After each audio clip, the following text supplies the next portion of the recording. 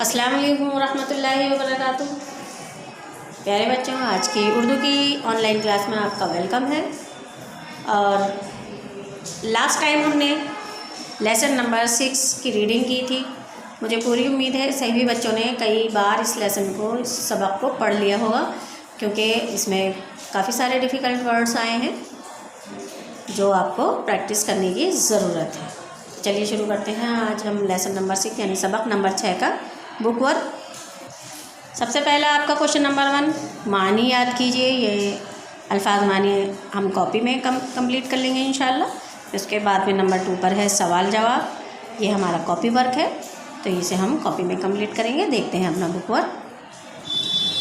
सवाल नंबर 3 है दिए गए अल्फाज से खाली जगह भरिए। ये जो नीचे अल्फाज दिए हुए हैं, इनमें से यही अल्फाज, मतलब कुछ अल्फाज हैं जो सारे के सारे कुछ ना कुछ इसमें से आ जाएंगे।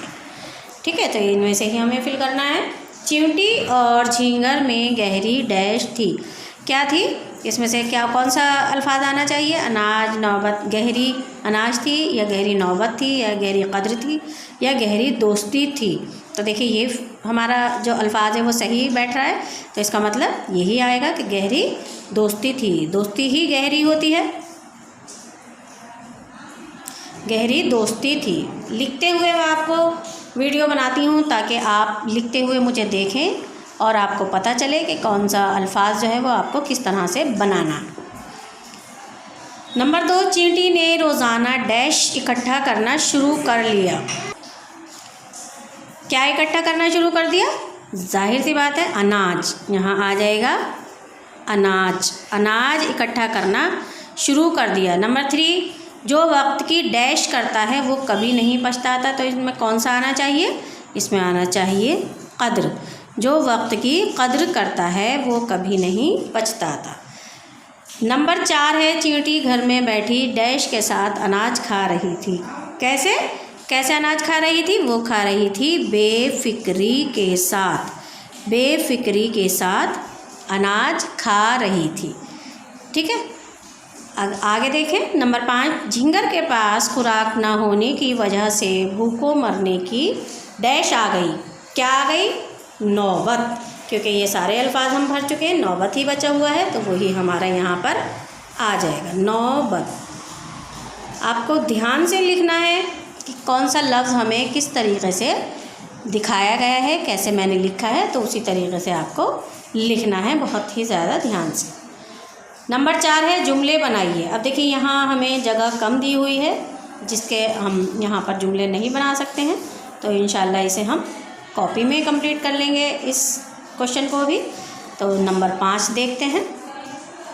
सवाल नंबर 5 है वाहिद अल्फाज की जमा लिखिए। वाहिद का मतलब एक, हमेशा मैं आपको बताती हूँ, वाहिद का मतलब एक, और जमा का मतलब बहुत सारे, यानी एक से ज़्यादा, चाहे वो 2 भी हों तो भी जमा में शुमार होते हैं। ठीक है, तो यहाँ लिख लेंगे वाहिद अल्फाज की जमा अनाज। अब देखिए, कुछ अल्फाज ऐसे होते हैं जो वाहिद में भी वही बोले जाते हैं और जमा के लिए भी वही बोले जाते हैं। अनाज को हम अनाजों नहीं बोलेंगे बल्कि अनाज ही कहेंगे। ठीक है, अनाज चाहे एक दाना हो अनाज का, चाहे बहुत सारा अनाज पड़ा हुआ हो, हम अनाज ही बोलेंगे। तो यहाँ हमारे वाहिद भी यही है और जमा में भी यही आएगा, क्या? अनाज। खुराक। अब देखिए, खुराक में भी आपको समझना चाहिए कि ये भी ऐसा अल्फाज है जो वाहिद और जमा दोनों के लिए सेम यूज़ होता है। अगर आपसे कहा जाए 3 खुराक खाना दे दीजिए, 2 खुराक खाना दे दीजिए, तो आप खुराक ही बोलेंगे, 2 खुराकों खाना नहीं बोलेंगे, या 2 खुराकें खाना नहीं बोलेंगे, है ना? तो इसको बोलेंगे क्या? खुराक। तो ये जमा में भी खुराक ही रहेगा। तो इस बात का आपको ध्यान रखना है कि कौन सा लफ्ज़ हमें जमा में भी सेम बोलना है और वाहिद में भी सेम बोलना है। अब देखिए झाड़ी, इसमें आप इसकी जमा बना सकते हैं। झाड़ी यानी एक झाड़ी, एक टहनी। तो अब यहाँ आ जाएगा हमारा झाड़ियाँ। अब यहाँ पर हम इसकी जमा बना सकते हैं झाड़ियाँ, यानी ये हमारा चेंज हो जाएगा। लेकिन अनाज है या खुराक है या इसके अलावा और भी बहुत सारे अल्फाज ऐसे हैं जो चेंज नहीं होते हैं, सेम रहते हैं। अब क्यारी यानी एक क्यारी की बात कही गई है, तो 2 4 की बात कही जाएगी तो क्या कहेंगे आप? क्यारियाँ, क्यारियाँ। ठीक है। अब यहाँ आपका एक लफ्ज़ है हालत, हालत। अब यहाँ हम इसकी जमा बनाएंगे तो क्या बन जाएगी? हालात। लाम अलिफ आ जाएगा यहाँ पर, क्या बनाएंगे हम इसको? हालात। हालत की जमा हालात। कहते हैं ना बहुत से लोग कि मेरे हालात ठीक नहीं हैं, है ना, यानी कि मेरे जो हालात हैं, माली हालात हों या किसी भी तरह के हालात हों, वो ठीक नहीं है। बहुत से लोगों के मुंह से आपने सुना भी होगा। तो हालत की जमा हालात। ठीक है। तो अब देखते हैं सवाल नंबर 6। इसमें क्या पूछा गया है? इस सबक में लफ्ज़ समझदार आया है, जो 2 लफ्ज़ों समझ और दार, ठीक है, समझ और दार से मिलकर बना है।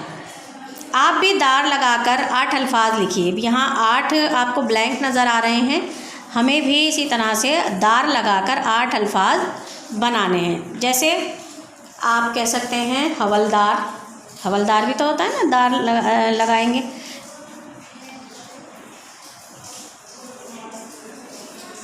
हवलदार। मालदार, किसी के पास दौलत होती है तो आप क्या कहते हैं कि फ़लाँ शख्स मालदार है। अब देखिए इसमें माल लाम में आप दाल मिला भी सकते हैं और इसको आप अलग भी लिख सकते हैं। मैं आपको दोनों तरीके से बता रही हूँ। जैसे हमने यहाँ पर लाम में दाल मिला दिया है, अब यहाँ हम इसको अलग भी लिख सकते हैं, मालदार। ठीक है। नेक्स्ट है हमारा दुकानदार। आप कहते हैं ना दुकानदार से सामान ले आओ, दुकानदार, है ना। नेक्स्ट हकदार। हकदार का हक नहीं मारना चाहिए, या आपने सुना होगा। हकदार यानी जिनका हमारी हर चीज़ पर हक होता है। जैसे बहनें होती हैं, भाई होते हैं, हमारी चीज़ों पर उनका भी हक होता है, हमारे वालिदैन का भी हक होता है, तो हकदार। नेक्स्ट है हमारा रसदार। अगर देखिए आम का मौसम है तो आम जो है रसीले होते हैं, रसदार होते हैं, तो ये भी कह सकते हैं हम उसे क्या? रसदार। नेक्स्ट फलदार। कोई दरख्त होता है, पेड़ होता है, तो हम उसे क्या कहते हैं? बहुत अच्छा, यानी फलदार दरख्त है। फलदार दरख्त है तो उसे हम फलदार कह देते हैं। नेक्स्ट वर्ड देख रहे हैं आप। अगर हम किसी की बहुत इज़्ज़त करते हैं तो हम उस शख्स को क्या कहते हैं? बहुत इज़्ज़तदार इंसान है। शख्स जो है वो कैसा है? इज़्ज़तदार है। तो यहाँ इज़्ज़तदार। और अगर चाकू वग़ैरह है तो हम क्या कहते हैं कि ये धारदार है। तो इस तरह से हम इसे लिख लेंगे, क्या? धारदार। यानी कि चाकू जो है वो हमारा शार्प है, धारदार है, इसकी धार जो है बहुत तेज़ है। ठीक है। तो ये हमने दार लगाकर 8 अल्फाज बना लिए हैं। इसके अलावा और भी बहुत से अल्फाज हैं जो दार लगाकर बन सकते हैं। आप अपनी मर्ज़ी से दार लगाकर अल्फाज बना सकते हैं, लेकिन आपको इस बात का ध्यान रखना है कि वो मीनिंगफुल होना चाहिए। कोई भी अल्फाज अगर बनाएं तो मीनिंगफुल होना चाहिए, समझ में आना चाहिए, अटपटा सा ना हो। सवाल नंबर 7 देखें। नीचे दिए हुए लफ्ज़ों के मुतज़ाद लिखिए। मुतज़ाद कहते हैं उल्टे अल्फाज, यानी कि जो मानी के एतबार से उल्टे हों। जैसे दोस्ती, दोस्ती का अगर हम उल्टा लिखें तो क्या हो जाएगा? दुश्मनी, दुश्मनी हो जाएगा।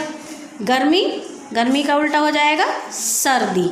देखिए सीन के सिरों का आपको बहुत ज़्यादा ध्यान रखना है। आप लोग बहुत कम सिरे कर देते हैं सीन के, तो ध्यान से लिखना है। शुरू, अब शुरू कोई चीज़ होती है तो वो ख़त्म भी होती है।